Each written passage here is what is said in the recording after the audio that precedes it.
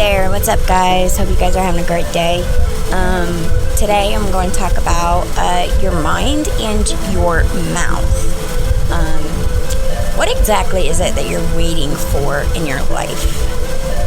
Like, are you waiting for trouble, or are you waiting for good news? Maybe like a miracle from God, for good things to happen in your life. Maybe just sitting there and waiting to see if something will happen. Like, I'll just stay here, and if he has something for me, he'll bring it to me, Shit like that. But, the Lord is waiting to be good to you. It says in Isaiah 30:18. God is good, so he's looking to be good to you. He's a God of justice, so he makes wrong things right. Blessed, happy, and fortunate indeed are all those who wait for him. He's waiting to be good to someone, so he's watching and waiting to find someone that's going to be good to him. And, I got me over here like, hey, God, right here, over here, I'm right here. But don't let that be something that you just do one day and make it be part, make it part of your everyday living to be something different but be good at the same time. What's the worst that could actually happen? Good shit actually start happening to you? I've never really understood that. People are scared to be good because, my thinking when I got clean was, oh, well, if I start doing good and good things happen, then nothing bad will ever happen, and that's just not the case. The devil is always around every corner, so he's always waiting for, you to be looking up for something good to happen, and then all of a sudden, something bad happens. I'm really used to that. So, it's like you're just waiting for that other shoe to drop when things are going good. I've been saying this about my husband for the past 4 years. I'm waiting for him to be something he's not, because I'm so used to that. I'm so used to being with the pretenders and in everyday life, and I actually got a good one. So I'm really scared, trust me.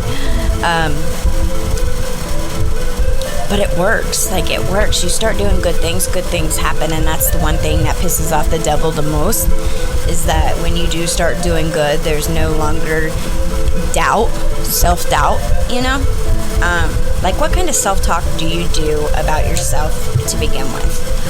I know, I used to be so miserable and so sad, so I was always I'm a piece of shit, I'm a piece of shit mom.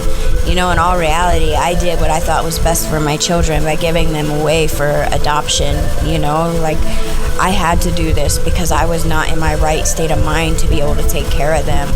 And I knew people that were, and and it's so crazy how I look at this today, because I used to be like, oh, well, if God's so good, why are the best people not parents?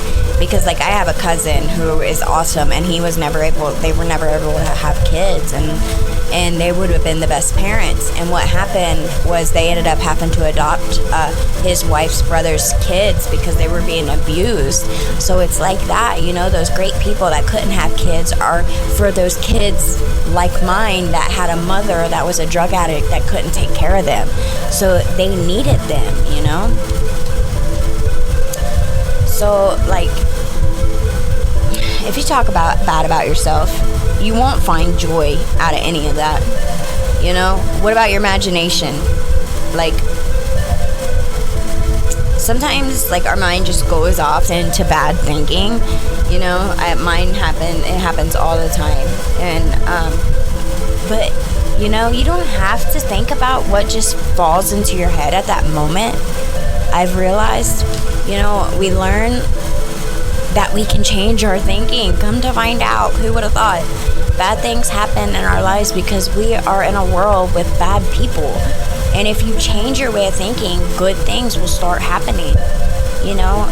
Don't think bad things of other people, and that's a start. People that are more talented or more gifted than us, those people you think would be the most humble, but they're not. But those talents came from God.